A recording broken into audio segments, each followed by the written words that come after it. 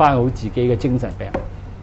咁佢即係親眼見到係咁樣做過。咁呢個即係話修止觀係可以幫你自己精神唔正常嘅人，佢可以睇到正常翻。如果你自己知道自己精神唔正常咧，你已經正常翻一半啦。呢個當佢唔正常，佢一死唔話自己唔正常。我話你唔正常，我正常咗極啫咁樣。咁啊冇得救，咁啊冇得救。所以喺大夢之中係唔覺得佢自己做緊夢嘅。邊有大覺又覺知大夢也？莊子有個好出嘅好出名嘅語句，必須要有咁大覺，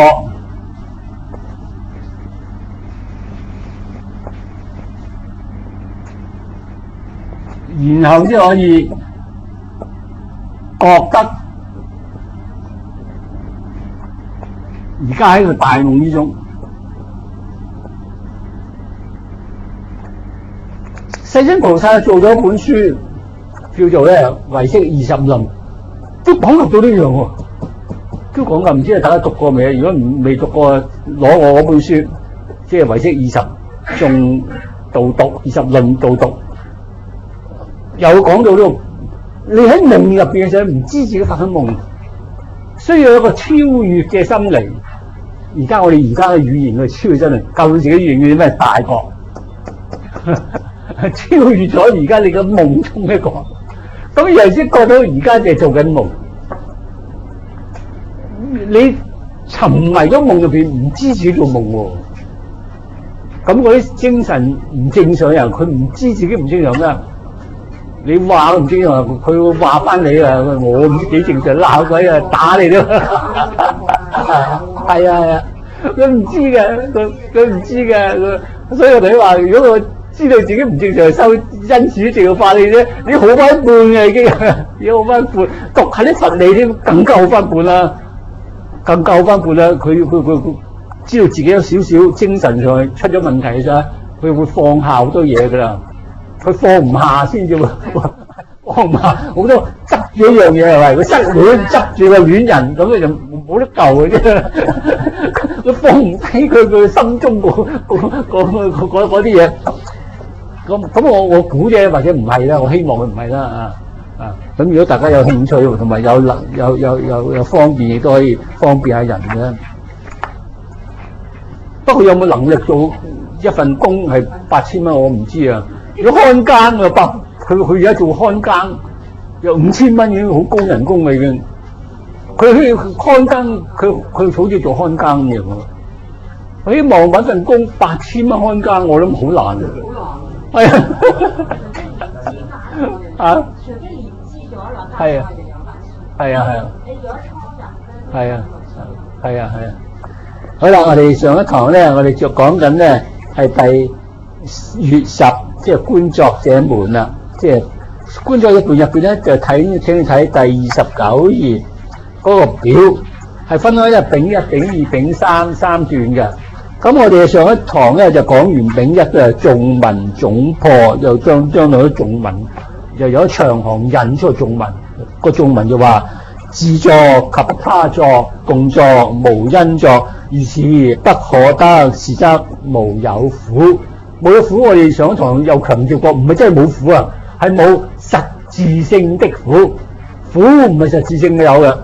如果苦係實質性有咧，我哋冇辦法去咩？去滅啲苦，服啲苦㗎。正因為啲苦係無自性，佢冇自己自體，先有服斷佢。如果苦係有自性，就不能服，不能斷，修行咁變咗冇用嘅，修行完全冇用。咁我哋上一堂就講咗呢樣嘢。咁今日開始咧就講長行廣釋啊，即係將手頌解啊，即係咩叫自作，咩他作，咩共作，咩個無因作咁啊，逐個理念去交代。咁你就分咗丁1、丁2，丁1就係辯答如意啊。咁我哋就係第3頁丙2長行廣釋裏頭分咗丁1、丁2。丁1叫做正式頌文，係啦，正式頌文先即係丁1辯答如意，我哋未讀到，我哋正確地解釋個頌文啦。咁頌文有4種係作噶嘛，於是有4種作者，即係自作、他作、共作、無因作。於是係自作者、他作者、共作者，但係冇無因作者，即係無因作就冇作者啦咁就3種作者，4種作。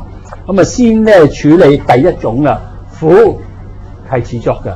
咁於是就解釋苦唔係自作，佢叫苦非自作。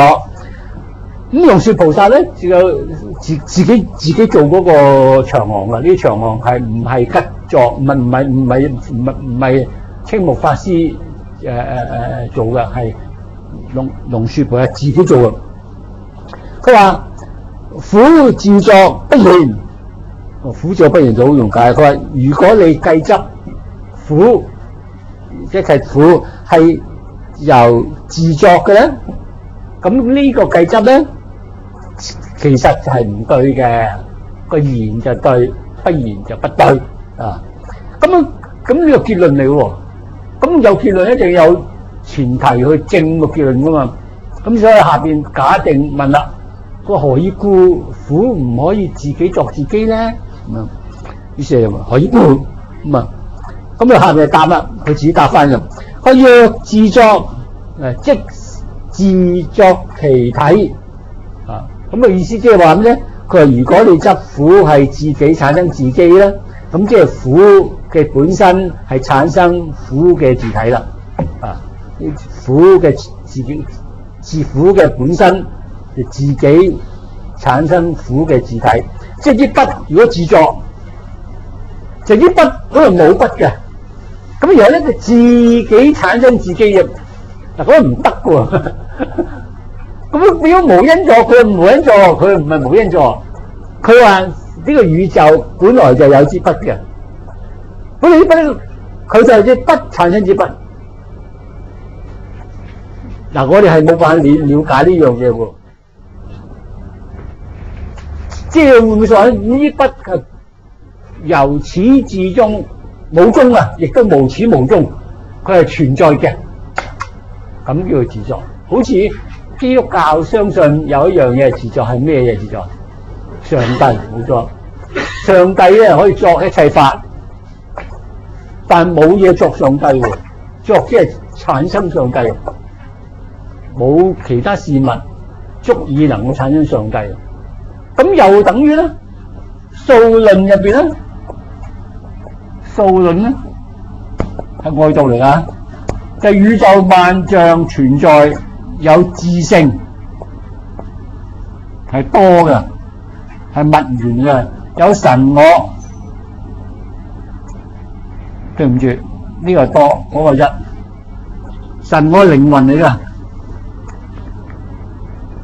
咁呢個全宇宙一有宇宙就有自性，就有靈魂喺度，就無量咁靈魂。嗰個自性係自己產生自己嘅，亦都唔可以產生嘅觀念都唔得，因為世俗嘅產生由無而有嘅，佢就唔係由無有，係有而有，佢自己就自性，自己係產生翻自己。咁即係無始以來，即係話向上無始，向後無終，自己產生自己，又唔起變化，佢要唔起變化先得好。咁叫自作，咁自作即係話自性嘅體係由佢自己產生佢嘅。咁所以咧，我哋界定自性嘅時候係點界定啊？嗰樣計執係自有嘅，係獨有嘅。嗱，佢唔起變化，所以話佢係恆有嘅，佢唔會由有變做冇嘅。我哋話佢有3種特性嘅。佢係自呢個唔係我自有，有就存在，咁樣就叫做自作。個作咧就係產生嘅，個作係 produce， 佢自己 produce 佢自己嘅，咁去作啊。所以咧喺因明啊論證聲是無常，所作性故。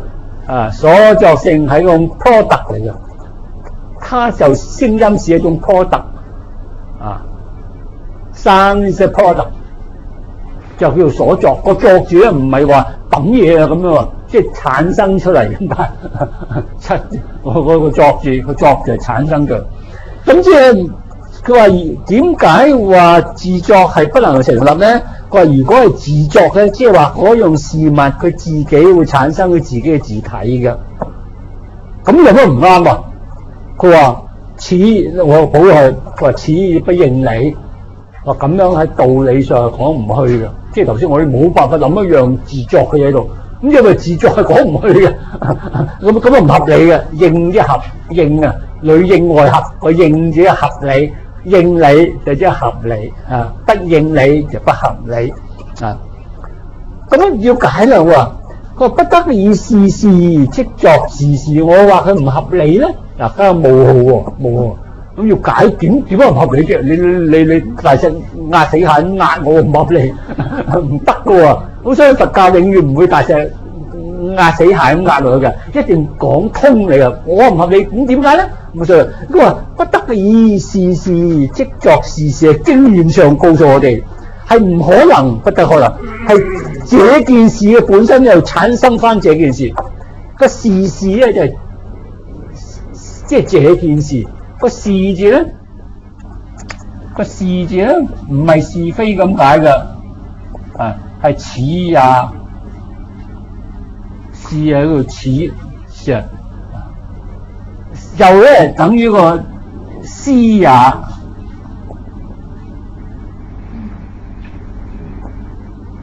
所以孔子有學生病，呢個係好好嘅學生。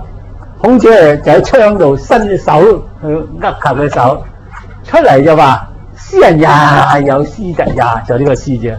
佢話這樣一咁好嘅人，點解偏偏染到這樣的病咧？嗱，都係 S 音喎，是有 S 音，斯都係 S 音。其實同一個聲母，同一個韻母嘅，都係 SI， 係咪啊？調唔同。呢個似咧都係 SI， 不加 T 喺度。S 有個唇齒摩擦 ，TS 咧叫做似嗰個唇，唔係我話咗呢個雙唇摩擦，呢個 S 係雙唇摩唇 S 呢個就唇齒摩擦，唇與齒，呢個就單唇嘅摩擦，佢都係呢個我哋叫合成摩擦，呢個合成合成摩擦，呢個叫摩擦，呢個合成摩擦。咁大家有 S 嘅，不過呢個茶多咗個茶音，係有複，佢唔係複啊 ，TS 一個音嚟㗎，茶音就 TS 一個音嚟。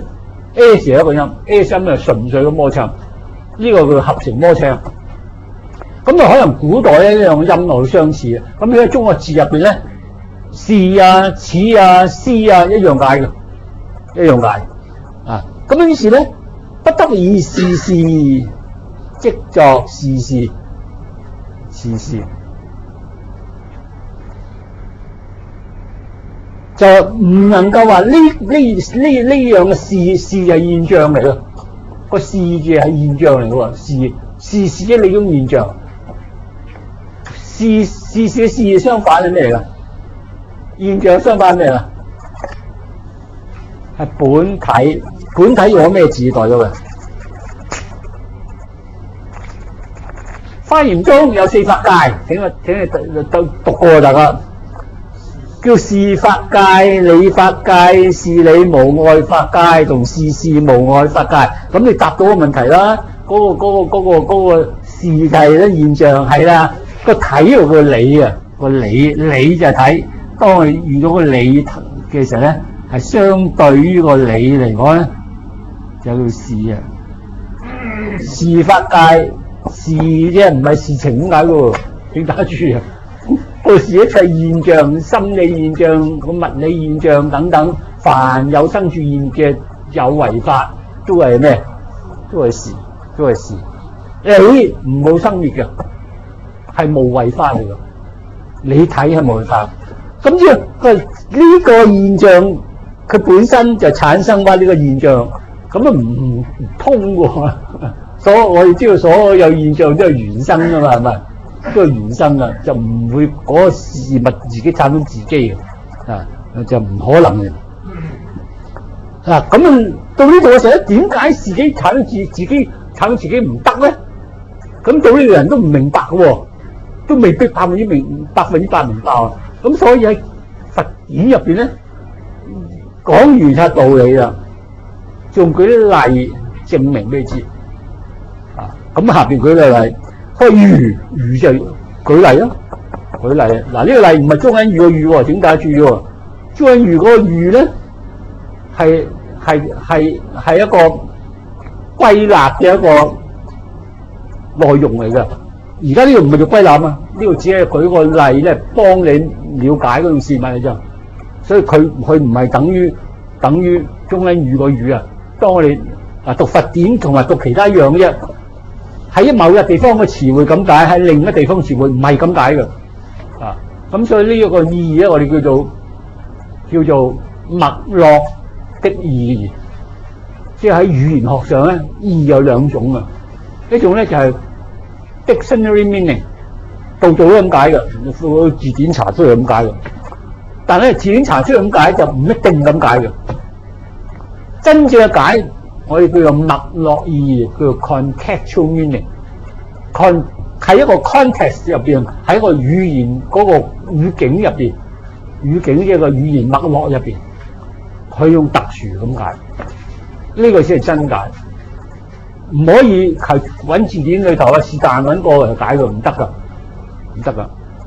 一定喺個語境入邊，個語言嗰個客觀環境入邊，一個特定嘅語言脈絡入邊。揾出個解釋，咁呢個解釋一種嘅啫，一種啊！喺個dictionary裏面可能10種8種，即係英文頭字鐵 get， 你有幾多個解法咧？成版解係咪解個 get 字鐵？咁邊個先啱啊？咁你一定要揾嗰個啱先喺呢個句入邊，個句有個段入邊，段喺篇入邊嗰個解啊！咁嗰個解就恰當啦。咁讀啊！咁個語一樣啦，好似識不能自識啊！個識就係我哋個認知本身唔能夠自己認知自己啊！譬如快樂係識啦，係咪？快樂嗰時候認知翻快樂得唔得？我話唔得㗎，但係到後嚟咧，唯識中話得。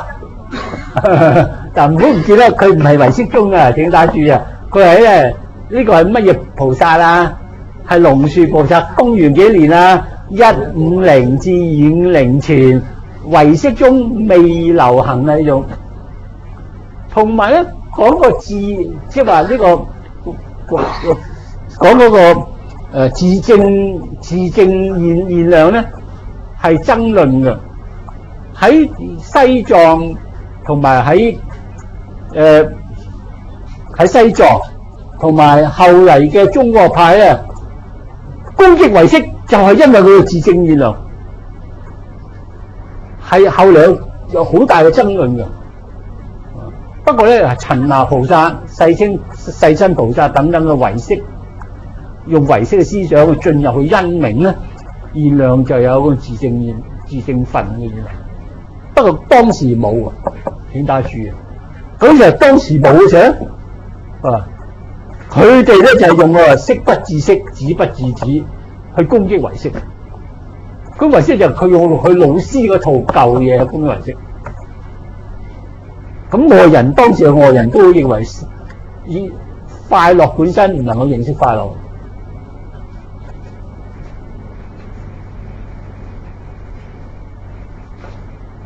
嗱，一講啊開叉筆，唯識宗係咪即係講識係自識咧？唯識宗話識都唔係自識，即使有自證分現量，識都唔係自識。咩叫識啊？唯識宗咧將個心識活動啊，嗱呢個識字佢唔係好似唯識宗咁長咁嚴格心識活動喎，啊心識活動上唯識宗係咁樣嘅，我哋個心識活動係分開相分、見分、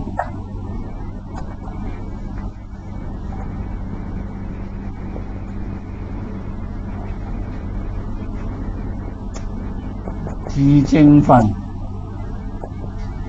證自證分。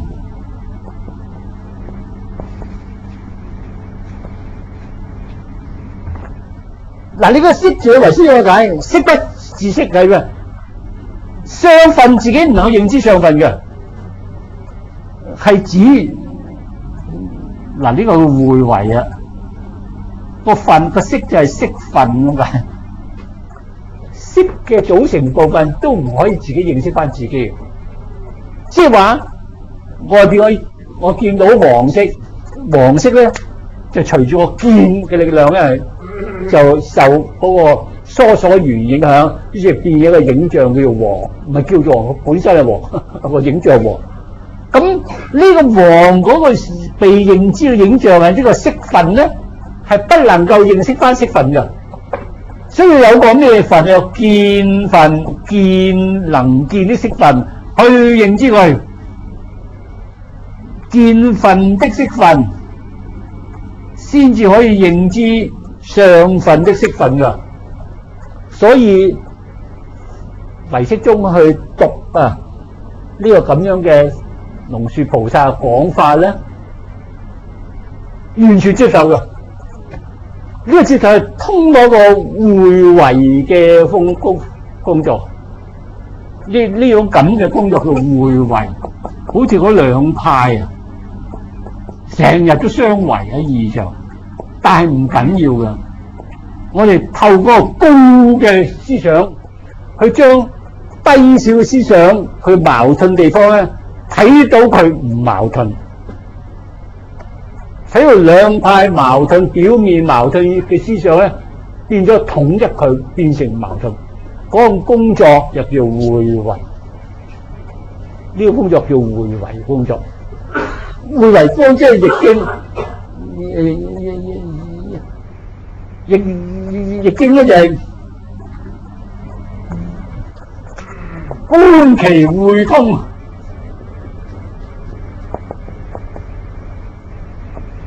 而行其典禮，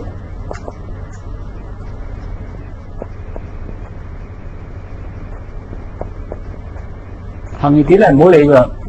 而家主要會通，似乎矛盾嘅嘢，你就唔好企翻佢度睇。你一凌空把自己超越咗呢兩樣嘢，喺更高嘅境界。而家西方就成日用嗰個超越嘅係咪 ？Transcendental 超越睇啲事物，超越嘅認知，超越。其實呢種思想喺中國古代都有啊，叫做觀其會通。喺佛家叫做會為一樣嘅。而家我哋用呢樣嘢了解嗰樣嘢，都用喺會通。就唔係穿鑿附會。穿鑿附會就夾硬將兩樣走埋，根本你唔了解佢，根本唔係一個超越境界去融攝咗兩種思想嘅，同埋睇到佢相通嘅地方。你做到唔一樣啊？你叫做穿鑿附會。咁又真係看通咗兩樣嘅理論，而係發現佢表面上相反嘅，實際上唔相反咧，我哋叫做咩？會通。會為嘅工作，咁啊讀佛經咧就最緊要學呢種工作，最主要培養嘅能力，就唔好成日覺得自己講得自己啱晒，我排啱晒，人哋都錯晒，咁你夜晚瞓覺都瞓唔着咧，因為內在個內心鬥爭緊成日都，你唔鬥呢個鬥人，你都鬥人好舒服啊，鬥人都唔舒服。你鬥人唔係好舒服，唔係好舒服嘅事嘅喎。唔知你鬥人未？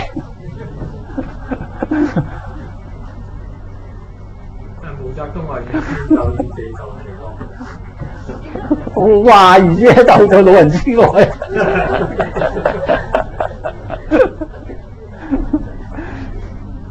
你唔好相信個表面嘅説話。咁所以咧，見分嘅識分係不能夠自己認知翻個見分嘅，要靠個咩自證分認知佢嘅。自證分咧，佢呢個識分亦都唔能夠自己去認知呢個自證分嘅，係需要個正自證分認知。咁冇窮向後，咁我唔掂喎。於是咧，安嘅呢個安慰就反對啦。安慰只係就係一樣係依他起嘅，就係呢個自證分依他起。咁樣護法咧就話唔怕，因為自證分咧係佢可以俾個正自證分認知，但佢亦都可以翻轉頭認知個正自證分嘅。好似我認識你，你認識我，我證明你存在，你又證明我存在都得㗎，唔需要話阿甲揾個月去證明佢存在，阿月揾個丙就要證明就阿丁去證明阿丙，阿戊去證明阿丁，都無窮證唔得㗎。我三個人證你證我證你都得㗎，係嘛？我為你擔保，你為我擔保都得㗎。去買保險唔需要無窮咁去擔保㗎嘛。我擔保你擔保我就搞掂㗎啦，係咪？咁呢個世界上咧就係咁樣樣啦。咁從咁睇咧，嗰啲攻擊唯識嘅根本冇讀通唯識。我覺得咧，龍樹菩薩呢個講法同唯識唔矛盾嘅。我嘅長處咧，我話埋俾你聽我傳嘅，就善於會通。少睇兩樣嘅矛盾嘅嘢，我睇到佢唔矛盾。咁我頭先點都睇到佢唔矛盾，我將個識字啊加多個識分嘅啫，加多個識分。一個識唔係一個自體嘢，如果識係自體嘢咧，佢係自有獨有嘅，識唔係獨有嘅。識有組成部分噶嘛，每一個組成部分有個功能，咁得啦。識唔係一樣嘢嚟嘅喎，係好多嘢組成佢嘅。呢個就符合咗佛家個咩？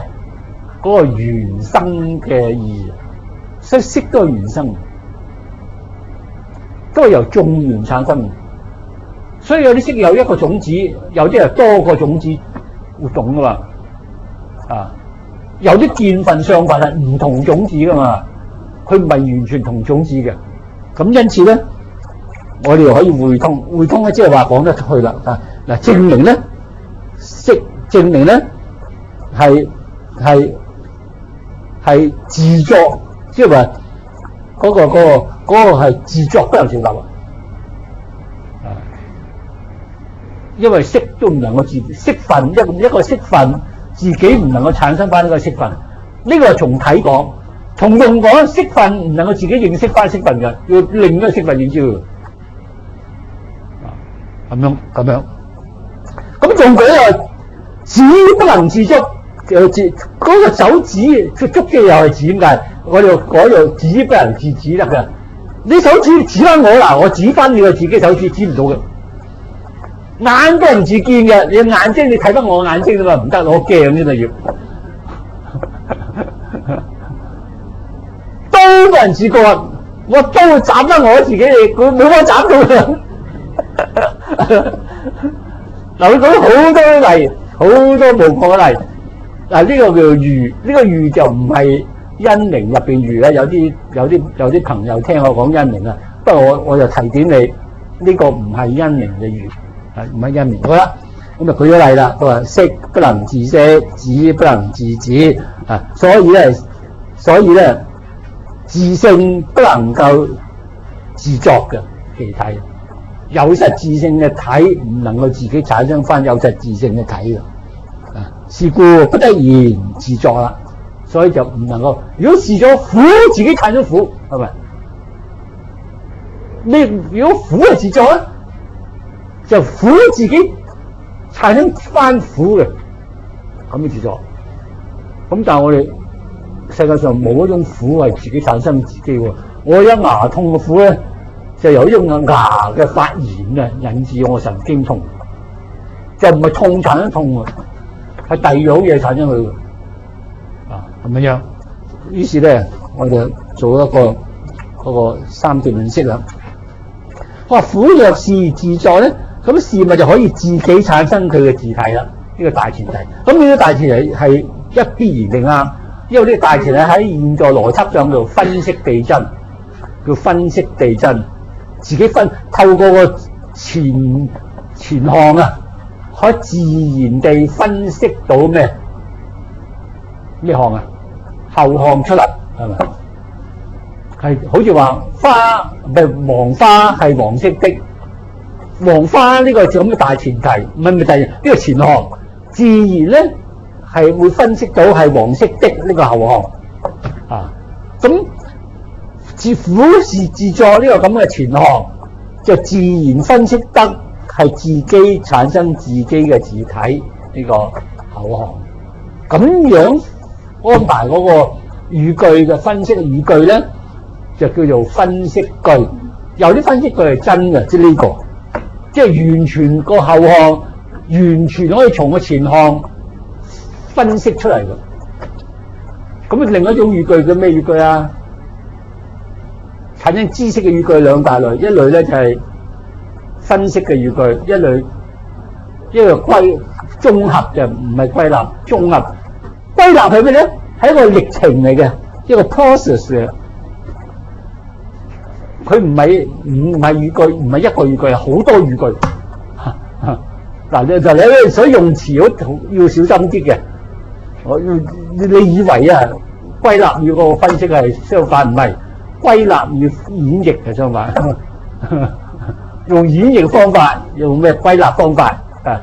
分析與綜合係相對嘅，相對嚟講，相對佢唔一定相反喎，相對地一對詞相對嚟講，綜合咧就係自己唔可以自己決定嘅真假嘅。嗰啲語句咧，我哋就叫做綜合語句。譬如話呢棵菜係由某某人種出嚟㗎，係由張生種出嚟。這棵菜呢個前創係不能夠分析出係由張生種出嚟嘅，要你呢透過去觀察調查，去證明佢呢個句啱唔啱，唔能夠單望啊句就知嘅。而家呢句咧唔需要調查嘅，唔需要觀察嘅，佢自己本身一噏出嚟就決定佢對或者唔對。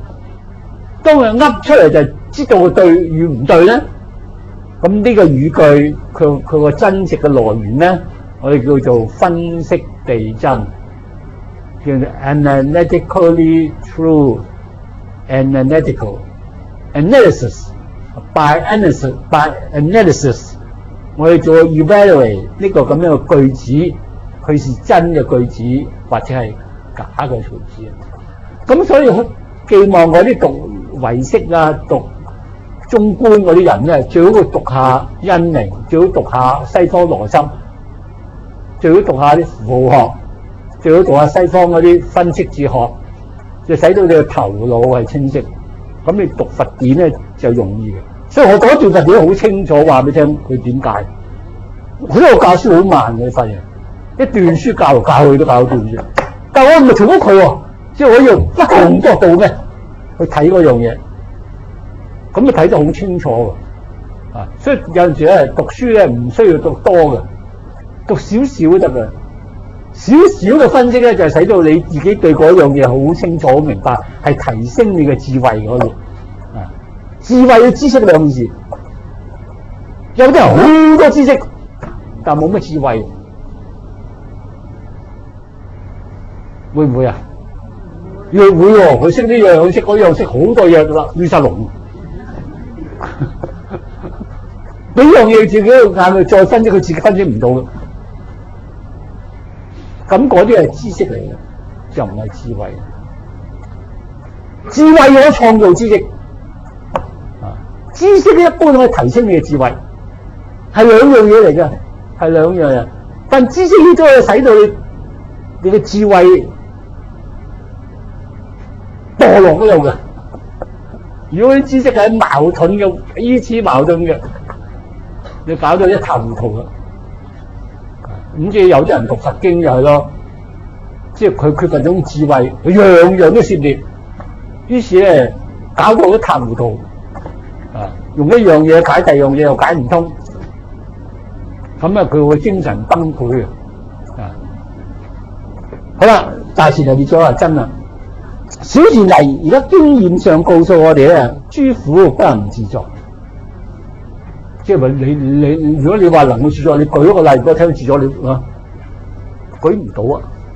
頭先話牙痛種痛唔係啲痛產生痛喎，係因為牙發炎影響你個神經，所以痛啊。佢唔係痛產生痛喎，發炎產生痛喎。咁所以揾唔出咗嚟。咁呢個係故咪呢個今事物皆不能自己產生其自體。咁呢個分析地真就綜合地真啦。係啊，呢個綜合嘅要證明嘅係咪？呢個證明嘅。但係咧佛家嘅證明係公開嘅 ，open 嘅 ，open， 唔係將佢係我講嘅啱，你講嘅錯，唔會咁樣嘅，係公開。譬如呢句嗱，而家揾唔到樣嘢係自己產生自己嘅喎，咁你可以反對佢，佢提供機會反對。所有因明都係咁樣，呢個唔係因明，而家呢個佢用一個假言三字論式。係我用緊個假言三字，係龍樹菩薩最喜歡用嘅。龍樹菩薩最中用係呢個咁嘅論式。不過呢度我係冇講到龍樹菩薩嘅方法論，唔就龍樹菩薩有自己嘅方法論嘅。如果做中觀學嘅時候咧，我又會講龍樹菩薩點樣處理知識嘅問題。咁但係而家喺呢度唔係講呢樣啦，咁而家只係講十二門論啫。咁就十二門論我就唔會講到龍樹菩薩點樣處理嗰啲咁樣嗰啲知識嘅問題，用咩知識去獲得真理嘅，我就唔打算咁講。咁所以呢句咧，我哋叫做綜合地真。但無論綜合地真或者係分析地真，佢係真喎。咁啊，如果前提係真，結論又真。而呢個論證本身咧係一個 valid 嘅有效嘅論證嘅話咧，咁個結論一定係真嘅。如果佢係無效嘅推理咧，嗱呢因為呢個係純粹嘅演繹法嚟嘅。呢個演繹法如果佢係有效嘅演繹法，有效與真兩件事喎。啊，請大家注意喎。你所以我用嘅詞調係好嚴格喎。你聽我講書嘅時候，我頭先講第一句係真，第二句真，但係而家我哋用咗另一個詞彙叫做咩？有效冇效喎。有效冇效即係話嗰個前提是否能夠必然地推出結論嘅，必然地推嘅嗰個有效，不能夠推出結論，我又不定過，有其他矛盾嘅相違過，嗰啲叫做無效。有效即係 valid， 即係英文個 valid，validity 係講嗰個有效性啊。佢係有效或者冇效，咁呢度咧係一個有效推理嘅。有效點解有效推理咧？陣間先再講。咁呢樣咧，大前提係真，分析地真；小前提又真，綜合地真。咁有結論咧，佢有個有效嘅緣故，所以結論咧係真啊。結論點講？話故知諸苦不能自作。呢個就否定後項，去否定前項嘅一個論證。咁即係話呢個諸苦不能自作，唔啱啦。嗰個前提咯，個前提係做咩？悉苦非自作啊嘛，成立啦。咁所以咧，中觀嘅學派嘅典籍咧，係需要透過論證嘅。嗰啲唔識論證嘅人咧，嚴格講係唔識教中觀。佢又話中觀之家連咁淺嘅論證都做唔到咧，其實佢唔適宜教，因為佢嘅能力不足以將龍樹菩薩嘅全面思想顯示，佢唔能夠把龍樹嗰整套思想消化晒，話俾人知。咁佢嗰個論證點樣話佢係有效咧？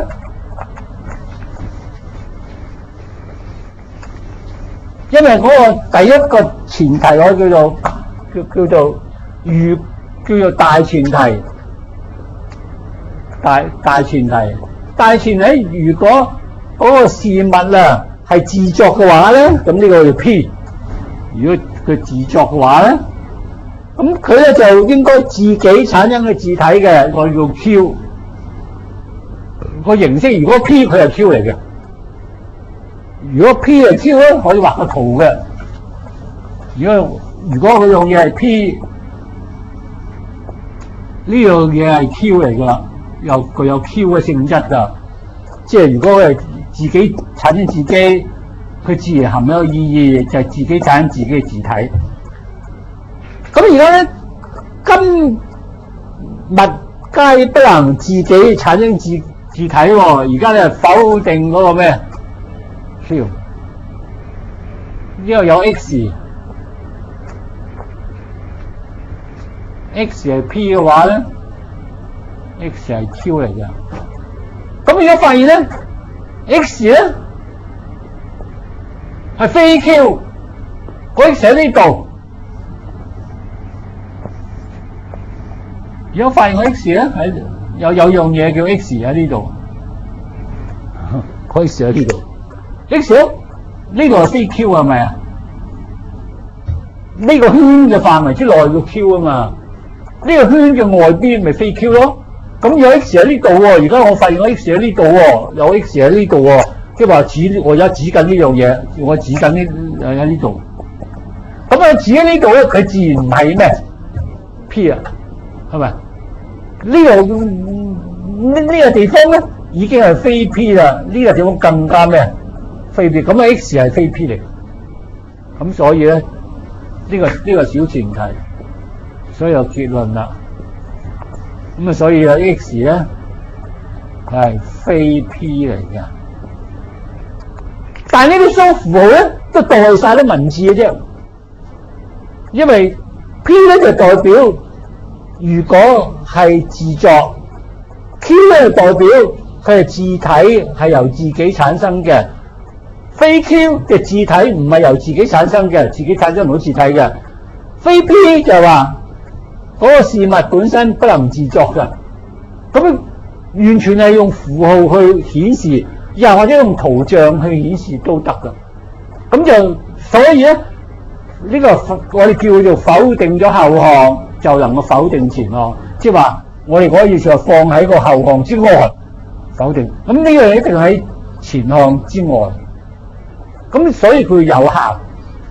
呢個有效咧喺假言三論式叫做。假言三論式咧，叫呢個叫否定後項則否定前項，咁樣，咁就有效啦。咁呢個有效就翻嚟啦。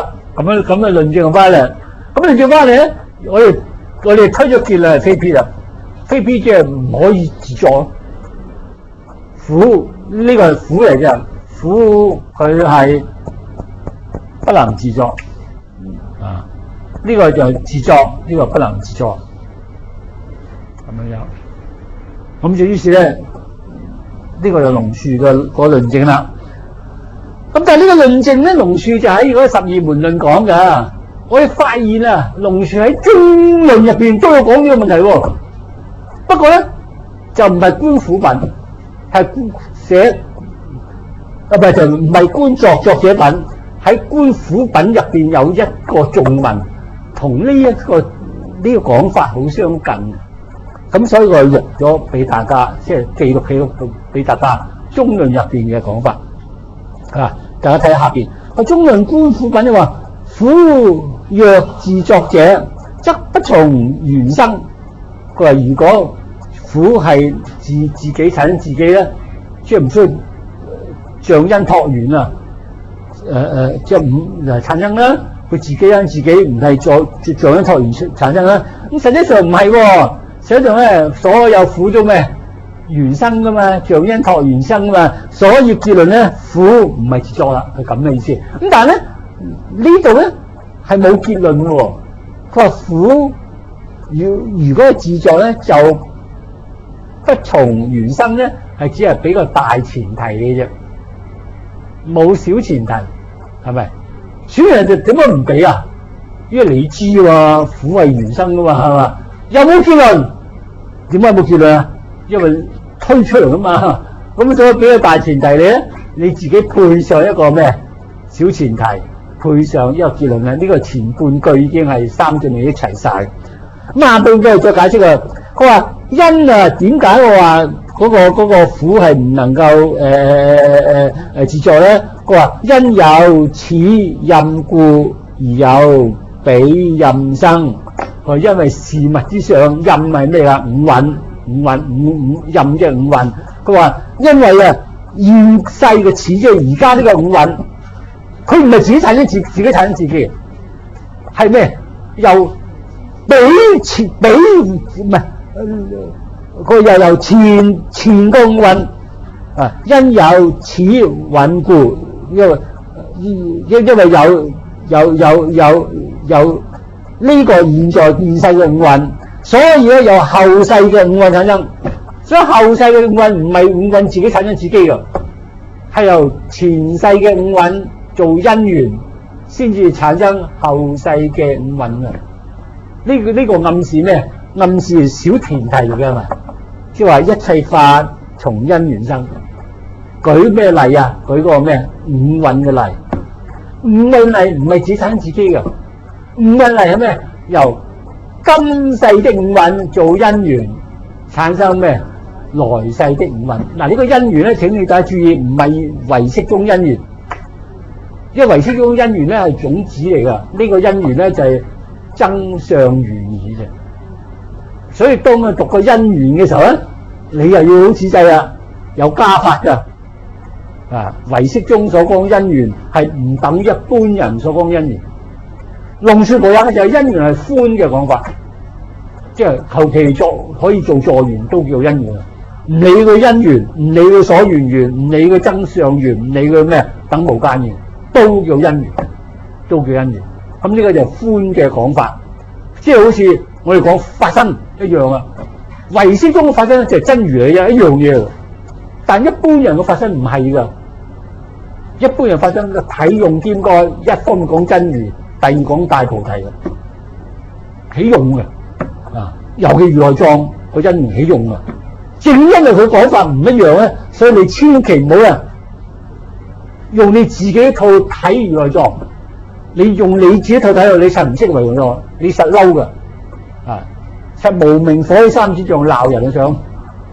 咁但係點解有人要跟你講啫？點解你唔跟人講啫？點解要如來藏人要跟你中觀講，跟你唯識講？點解你唯識講如來藏嘅時候，點解唔跟如來藏講？人哋咁問翻你喎，啊，個個加法啫嘛，咁你就唔能夠用你嗰套去鬧人嘅，你最好就跳出你個自己嗰個加法去凌空去睇翻落嚟，咁咧你就無爭，你嘅精神就唔會分裂啊。嗱，咁呢度咧就觀苦品所用嘅方法，咁佢有破到呢個自作。但一個破嘅方法咧，係同我哋十二門論係有啲差異嘅，但大致一樣，啊！佢就舉個例，有同呢個啦，我哋呢兩十二門論嘅例咧，就識不自識、止不自止啊、刀不自割等等嘅例。佢呢度嘅例就係咩？用五蘊嘅例，係咪？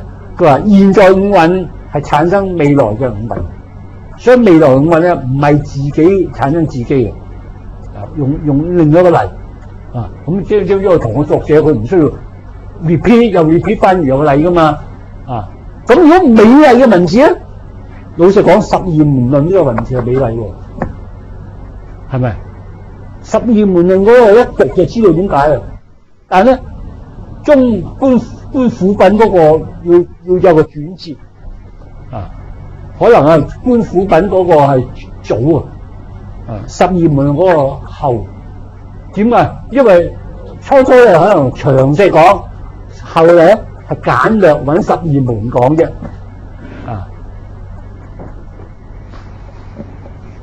好啦，我哋破咗呢個自作啦。有咩問題大家？冇，一下邊講長短啲啦嚇。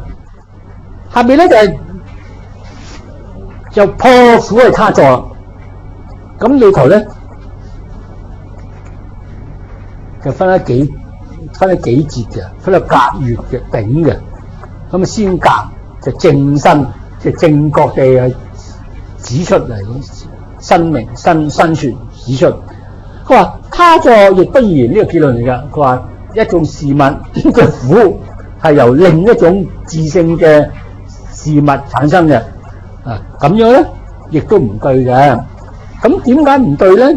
揭去後邊第33頁後邊，佢話因為啊，他何能作苦啊？佢話另一個不同嘅體嘅自性啊，點能夠產生苦啊？咁啊解啦。佢話因為苦嘅自性啊，與作者嘅自性與作者嘅自性啊，佢嘅體性係唔相關嘅。因為乜嘢叫他？即係話苦呢個自性係由苦之外一個自性所產生。即係好似呢支筆，佢個假定嘅自性，咁啊自作就呢個支筆嘅自己產生自己。他性咧就係呢支筆或者唔係筆，呢個盒呢個盒與佢係兩樣嘢嘅，筆有筆自性，盒有盒自性。咁啊，他性就係呢個盒有自性嘅盒去產生另一個有自性嘅筆，咁啊唔得嘅喎。點解唔得？因為冇關係喎。呢個盒個關係與呢筆嘅關係冇關係喎，係完全冇關係。有關係係咩咧？呢筆係組成部分嘅，呢個蓋為圓，呢個身為圓，呢個面為圓，呢個油墨為圓，一齊產生呢筆。嗰啲能生之因，從所生之果，係一種關係，係非一非二嘅關係。如果由他性去產生自性咧，請大家注意喎，他性自性各有各物咗，係自有獨有。請你注意呢個字，獨有喎，恆有。獨有咩意思啊？同呢冇關係，係絕緣體，係咪？自性啊與他性啊係兩個絕緣體，絕緣體點做啊？即係呢個盒與支筆係兩個絕緣體，支筆點就作得盒點又作支筆啊？完全冇關係。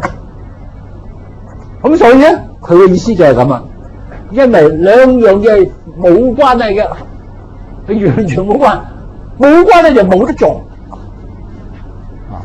咁樣。咁所以咧，苦之自性與作者自性，因為體性係唔相關啊，所以不能作嘅，他作係唔得噶。咁啊，根據你意義咧，我又列咗大三隻零色啊。嗰個大字就，如果苦係由他作，係他作，咁就能作嘅他性可以產生所作自性先得噶。咁呢個有咩咁樣嘅分析係乜嘢分析法？係叫做分析地真嘅語句係咪？即係話後項係由咩前項分析出嚟嘅，係必然地分析出嚟嘅，所以佢係必然性嘅呢句。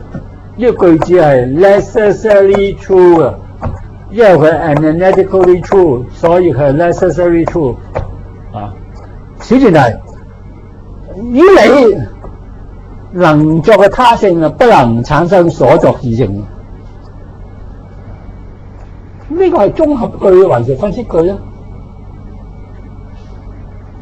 嗱，如果中學句要去證明嘅，去揾經驗證明嘅，分析佢唔使嘅，翹埋隻腳瞓喺度，翹埋隻手喺度，都可以有能力啊，運籌帷幄嘅，就話佢啱或者假，根本唔使擘大眼去睇嘅啫。你講出嚟我知㗎嚇啊！咁佢係綜合地質啊，分析地質咧嚇，分析地質係冇錯㗎嘛，因為分析地質，因為他性自性嘅本身係各自獨立㗎嘛，頭先抹咗啊嘛。因為獨有㗎嘛，獨有冇關係啦，啊應該有關係，又點冇關係啊？咁所以佢咧係體不相關咧，呢個唔係綜合嘅，唔係透過觀察同埋 operate 出嚟嘅，唔需要透過 observation 自然知道佢係如是。咁所以呢個小前提有真，兩個都綜合地真。於你話個理字就梗係分析啦，係咪？喺道理講啊，呢個理唔係本體講啊，請大家注意啊。咁啊，能作嘅他性啊，不能夠產生所作自性嘅，因為個性字啊係決定佢係自己獨立嘅。而另一個觀念係絕對兩個冇關係觀念，咁啊否定咗後項啦。所以咩？否定前項，前項點講啊？佢話諸苦由他作，結論啦。所以諸苦不由他作。咁呢個成個論證咧，係一個有效論證，都係咩？否定後項則否定前項，即係要 P then Q，non Q 即係 non P， 都係用呢個咁嘅形式。所以咧，前提係大師係真，結論係真。嗱，如果話佛教威水啊，個佛教因為佛教講嗰啲宗教理論咧，係咁樣講法㗎，可以由古代放到現代都準確㗎，同其他宗教唔同啊！其他宗教靠信字嘅，佛教唔係理性分析，佛教係有個理性嘅宗教，唔係情感嘅宗教啊！咁而家嘅理性到極嘅時候變咗情感啊，個情感啊悲心啊，呢個係情感嘅。當你純理性出現嘅時候，佢就產生大悲，好似講禪宗六祖壇經就知啦。當你明心見性就都係理性噶嘛，但係你會產生個慈悲就是觀音出嚟。嗱呢句都係咩？六祖壇經嘅，都係六祖壇經嘅啊。咁有陣時我哋絕對嘅嗰個理性咧，就會出現咗我哋嘅感情出嚟啊！而一往直前嘅，因為個理喺我自己度啊，咁你又會一切困難你都唔使驚啊！佢力量啊，無窮力量啊！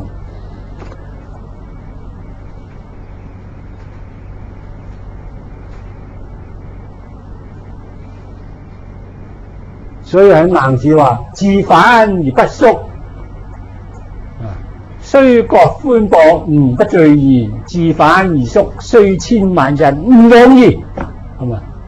即係個真理喺你自己嘅時候，千萬人都阻擋唔你。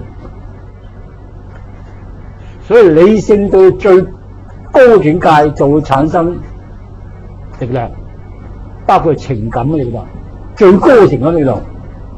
就唔係貪嗔痴個情感力量，係嗰啲無貪無嗔無痴嗰啲力量，佢會出嚟。嗱，咁呢啲咧就喺個觀苦品入邊又有講嘅。啊，觀苦咧話若為此五陰啊，佢個自性異比五蘊者，佢話即係話今生嘅五蘊與來生嘅五蘊係完全兩個不同五蘊，係各有自性嘅話咧。如是則此應然啊！佢咁樣先講係他性而能作此苦嘅自性啊，咁先可以得。咁但係而家就實際唔得。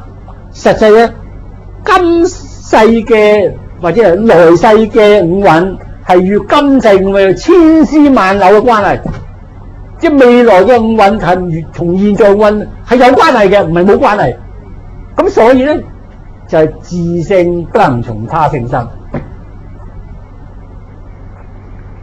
如果自性能從他性生咧，即係話未來嘅五蘊嘅自性係如果從今生嘅自性生咧，咁今生即係他性啦，係咪？未來嗰個五蘊係有自性，即係將而家能生嗰五蘊叫做他性嘛。咁咧，你話自性未來自性嘅五蘊可以從今性今世嘅嗰個他性五蘊生嘅時候咧，係要點啊？要呢兩個五蘊係絕對冇關係，但唔係喎，有關係喎。點解？因為今生個五蘊，你做善惡業行運啊，係咪？就咧係積集好多功能，係如果善嘅多，於是係就招引未來生天嘅五蘊。即係你生天嘅五蘊係離唔開咩？現在作善業嘅五蘊嘅，咁即係證明咧，生天如果五蘊如果有自性，係不能從他性嘅五蘊生，不能從他性五蘊，因為呢個唔係他，呢個咧係有關聯性，係相續，唔係他性。他性要咩？絕對冇關係。而家有相當關係，而家有千絲萬縷關係。所以今生嘅五蘊與未來生嘅五蘊唔係自性別異，係有千絲萬縷嘅相因代嘅關係。所以係緣生。佢嘅解法就係咁樣。咁呢度咧，跟住咧，我人會再問啦。佢話你講又唔啱喎，你話緣生嘛，緣啊同個緣一個因與招個果係兩個體喎，即係頭先講今生五蘊係因，一再緣啊，未來生五蘊係果，咁嗰時我可以叫今生五蘊叫他性，來生嘅五蘊叫做自性啊，佢可以，咁我可以同他自性可以同他性生啦，又可以話。嗰個谷叫他性，生枝芽自性，咁呢啲芽嘅自性咪由谷嘅他性生啦？對方咁問喎，咁所以越外人精嘅問，我話要苦好似講呢個苦呢個問題，語言由眾緣生喎，你話苦係眾緣生喎，你話唔係自性生啊，係眾緣生啊，咁但係眾緣咧即為他性，眾緣係唔係果嚟噶嘛？佢係因嚟噶嘛？因果係自性，因係他性啦。咁啊係咁噶。不如是眾緣呢個他性，既而家能夠作出苦，所以應該話他作云何不從他作？佢就係他作，點解唔可以話係不從他作？咁啊，切外人咁問，呢個假定嘅喎，假定。咁佛教好中意嘅，即係我講晒道理出嚟啱晒啊！我就將我身份跳咗出嚟，放去你嗰方面。你唔識問嘛，唔緊要，我替你問。佢就替人問咯。龍樹菩薩跳離自己嗰個身份，走向對方的論嘅，佢爛翻轉頭。最好中意咁得意喎。呢個就表示佛教個智慧係好高超嘅。你唔識爛我都唔緊要，我替你爛我自己鬧翻自己，我自己挑個難題俾自己去難，自己打自己。金庸小說有啊，我套過嗰個咩自己咩洪七公係咪？係咪洪七公啊？周伯通啊，自己打自己係咪？因為冇人打，我都唔識打，個個都唔係我係個手下敗將，打唔到我啊！我自己打自己咯，我自己拆翻招啊！咁佛教好中意自己拆翻招嘅，因為太叻，佢智慧太高，冇人能夠同佢對交手啊，交恩有輸嘅，所以輸到咩？要謀殺佢哋啊嘛，要謀殺龍樹菩薩喎。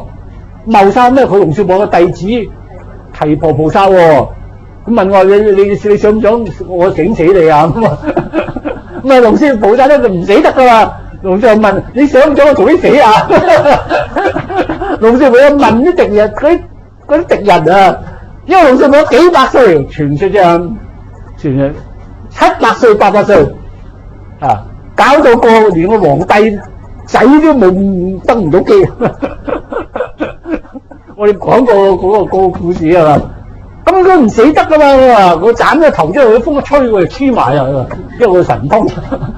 咁要問人你想唔想我死？都個個想早死啦，啊咁樣，所以用吉祥草自己咩？揾條草吉祥草，唔知咩草我唔識啊，要 cut 咗個頭出嚟，咁樣講就暗示咩？喺歷史上就係謀殺，係咪？嗰就唔係政治上謀殺，係宗教上謀殺。不過咧就神化咗佢，將龍樹培神化。咁即係話龍樹培辯論了得，係咪？所有人都唔夠辯嘅，所以你唔夠辯，我自己辯自己。我提出個外稱，其實自己夾硬自己爛自己嘅。咁唔掂啊！規矩都會做規矩術機啊，做到自己爛自己嘅，即係你唔爛我，我都爛自己。即係我俾你問啊，你唔問我啫嘛。好似我放俾人問嘅，即係佢有足夠信心先咁做。你冇信心，快啲走人啦，係咪？仲問下我唔識答點掂啊？所以佢哋唔係㗎，佢哋有好有信心啊，100%信心，或者加01嘅信心。即係你唔問我，我都問翻我自己嘅咁樣。咁又問咗，咁啊問佢就係你餘生嘛，餘生咪他性啦，我講咪自性啦，因係他性，嗰個自性乜嘢叫做唔係從他性生啊？我從他性生先啱咁樣。咁所以就頂啦，仲係丁喎，仲破就係縱使啊個原生，但都不是他性生啊，咁解。咁然後咧，丁就奪破根本個因緣嗰個眾緣啊，佢就係無自性，一下子就破晒佢，叫做奪破。中破啊，接受你講，接受一啲嘢講，接受咧係啊。餘生啊，咁樣，但係咧接受咗餘生無損我喎，接受餘生嘅時候我都講到係不能同他性生，咁呢個叫咩？縱破，縱然係餘生，但係都不是他性生。奪破就話嗰樣嘢唔係咁樣嘅，嗰個因緣係無自性嘅，唔係他性嚟嘅，啊咁樣，咁呢個咧就係處理兩個辦法，咁啊先答第一個。嗱，好多人唔識解個縱破嘅，阿梁居、阿梁麗香居士啊，成日佢都搞唔掂咩叫縱破，咩叫奪破。係啦，答啊！佢如果能夠從眾苦呢啲眾緣咧，名為他性者咧，嗱咁樣即係將假定你認為嗰個眾苦係他性。咁諸苦咧，則是可名為眾緣他性所作啦。喂，如果將嗰個眾緣咧話係有實嘅自性，即係他性咧，然後先要講可以講得諸苦係就眾緣他性所作。但咧嗱，即係你咁話唔通喎，唔係啊，假定啫，假定咁啊。但咧如是嘅眾苦。嗱，因為我唔播呢點先，播第二點。佢如是咁樣話嗰個自性嘅苦啊，係由眾緣他性生咁樣講法咧。佢話呢啲諸苦咧，既然間係由眾緣所生啦，嗱你承認咗眾緣所生啊嘛，咁呢就點啊？所以所有嘅諸苦實際係無自性啦。呢個好緊要。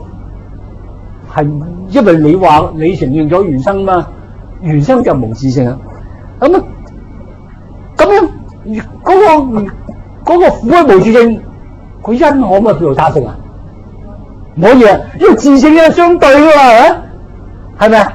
要嗰個果係有自性，然後先至話你個因係他性，係相對嘅。咁因此咧，其體則是不離眾緣嘅體嚟噶，即係話嗰個苦嘅體佢係無自性嘅喎，係眾緣生嘅，所以佢唔能夠離開眾緣嘅體啊。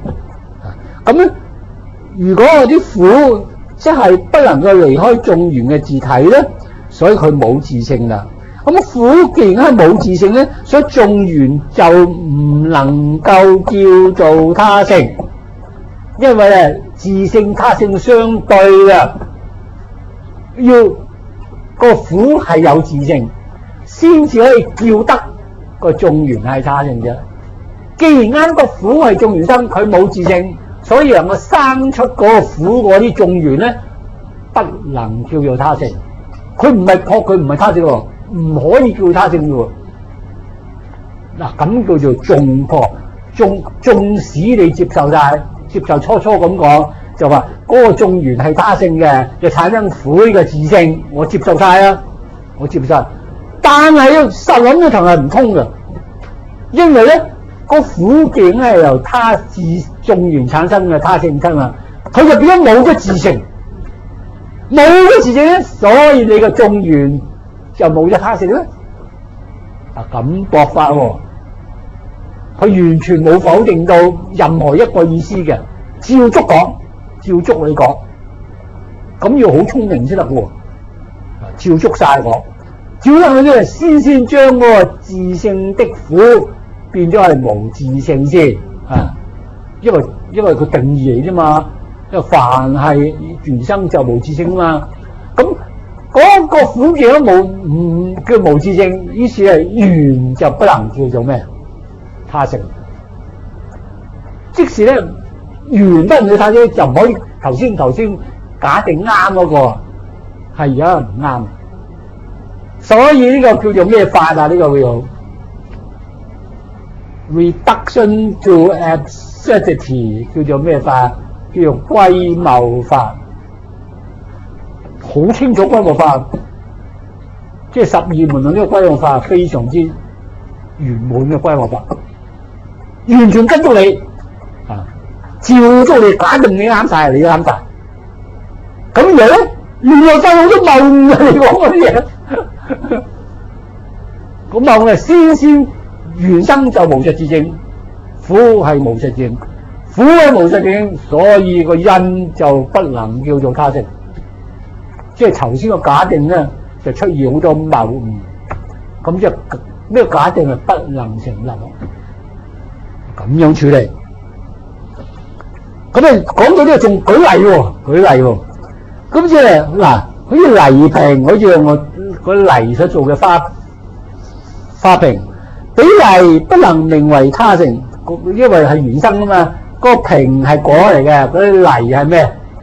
係因嚟嘅。咁嗰啲既然個瓶啊係無自性咧，所以作為因嘅泥咧係冇他性啊，所以就唔能夠話以嗰個泥做他性，話佢產生瓶嘅自性啊。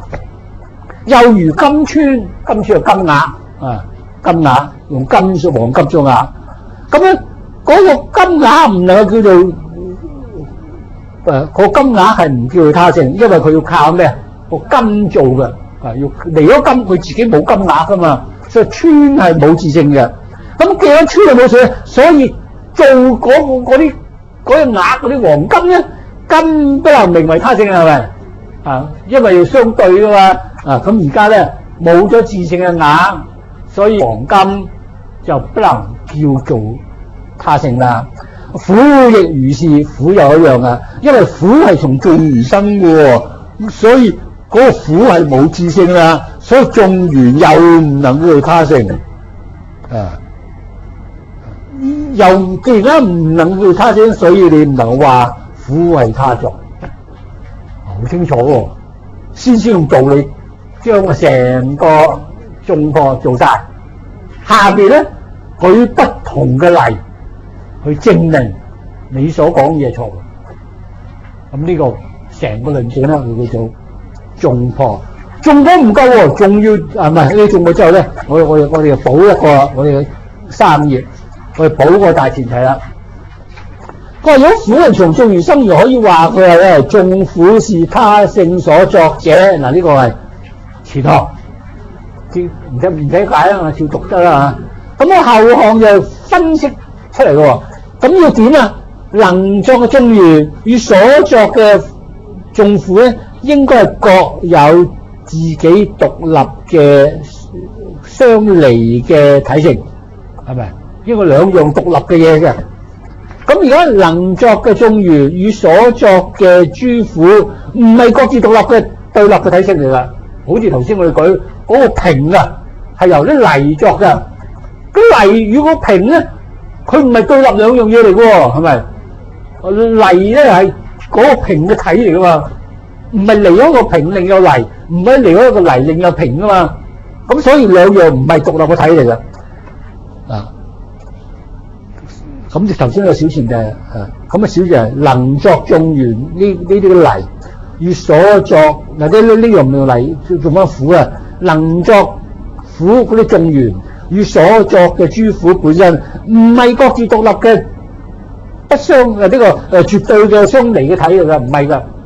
啊，即係頭先我哋話我有牙痛，牙痛呢個痛咧係由於你個牙發炎引起，咁所以嗰個發炎要痛咧就唔係兩樣嘢冇關嘅。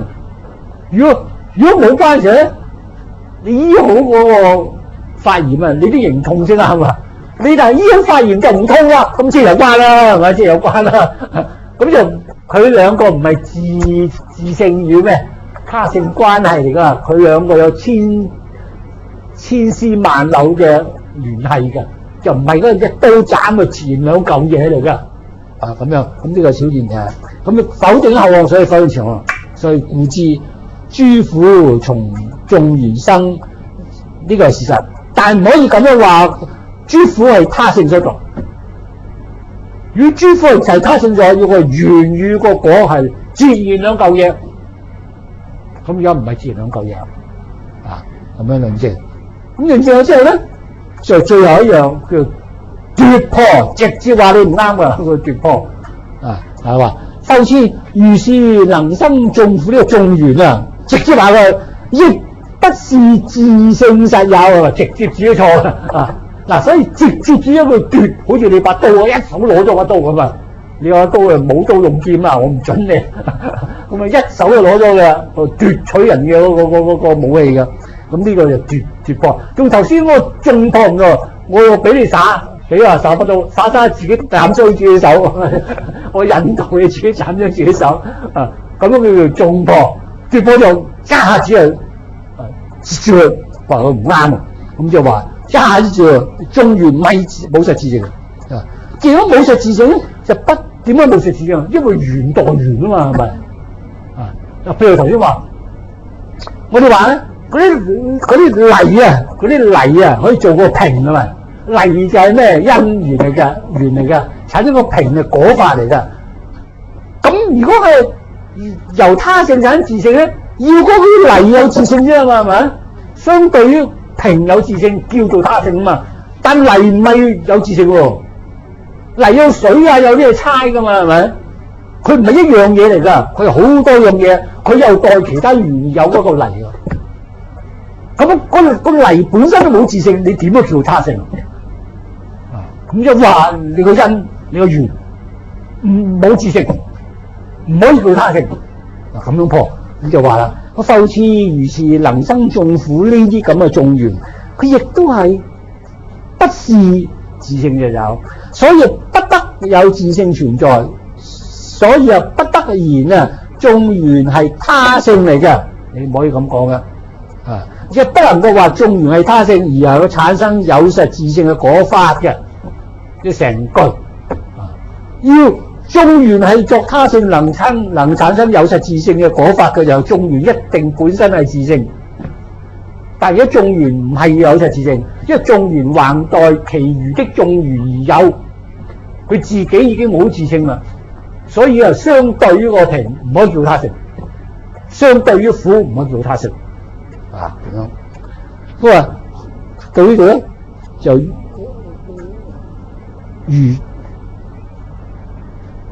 如中觀個觀因緣品所說啊，話果從眾緣生，是緣不自在。若緣不自在，云何緣生果？是故苦不得從他作。嗱，請大家注意喎，喺呢個十二門入邊，居然間好清清楚楚引出咩中論喎？俾啲乜嘢資料我啊？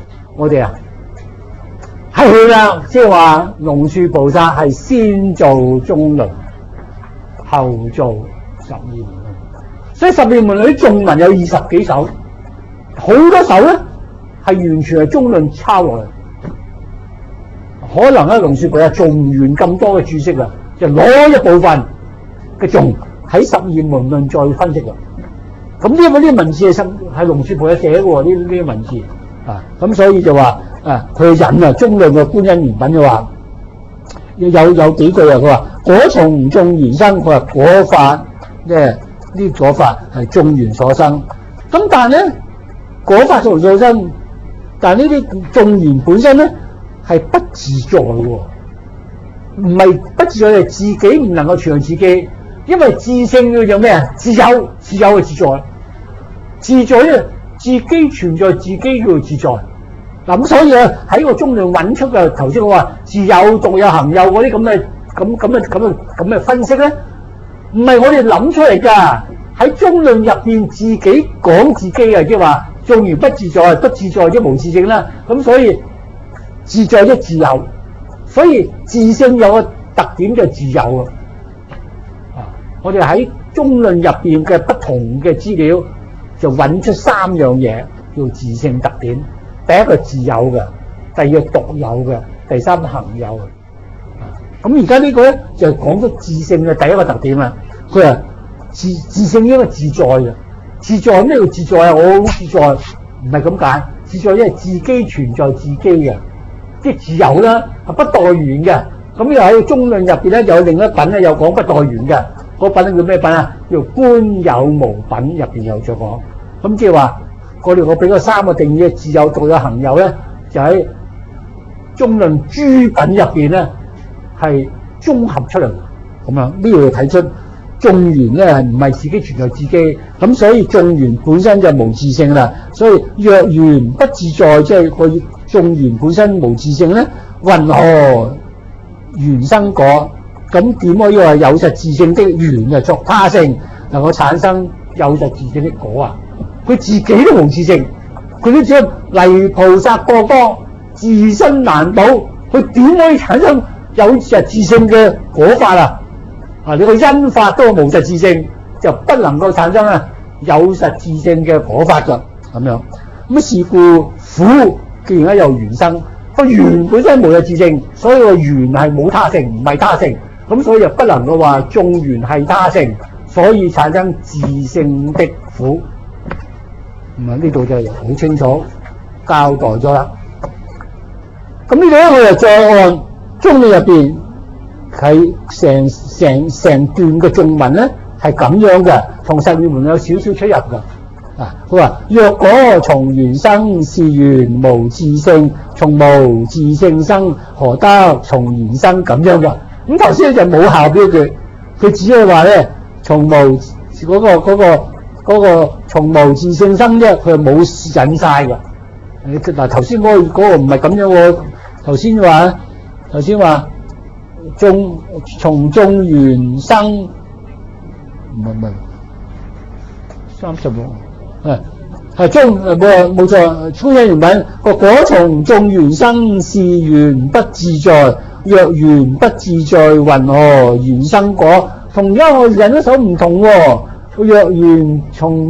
若果從緣生，是緣無自性，佢唔係不自在啊，用一個咩啊？無自性，咁樣嘅好處咧，無自性有一個自在，係咪？但係同一個譯本喎，即係話都係邊個譯㗎？都係金摩羅什譯嘅喎，唔知點解譯啲兩首仲唔同咧？咁即係話當佢譯完嗰個中論嘅時候咧，再譯十二門，佢冇睇翻嘅中論一個能性，冇將冇書拿翻出嚟，佢又從一個譯句用第二啲文字譯，哎呀無自性譯咗不自在啊，一樣啫。我哋有後人讀就知道佢一樣，可能係金摩羅什嘅時候咧就唔係咁樣，因為學生，因為金摩羅譯咗交俾學生同佢改成咁樣，唔出奇喎。第二咧，可能十二門論真係用不自在，但我哋揾唔到十二門論喎，因為十二門論冇範本喎，係咪？十二門論冇範本啦，咁啊對唔到喎，咁啊死無對證啊！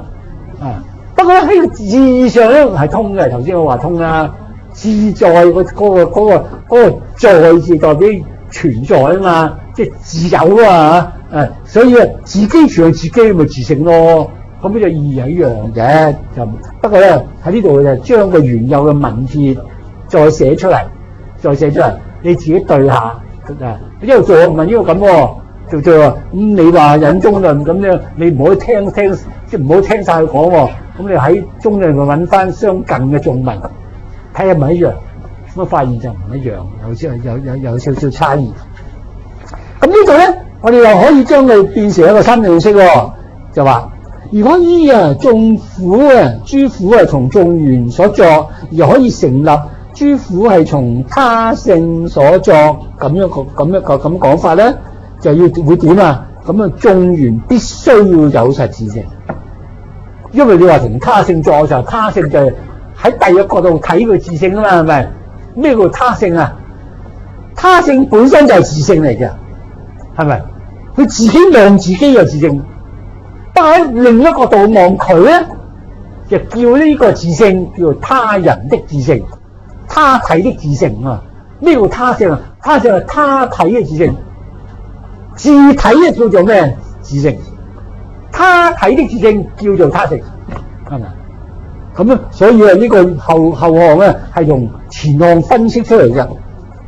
咁如果你話從眾緣啊，係用唔係呢個苦啊，係由眾緣他性所作，咁嗰個眾緣他性一定要有實自性嘅，咁先通，因為呢個定義嚟嘅。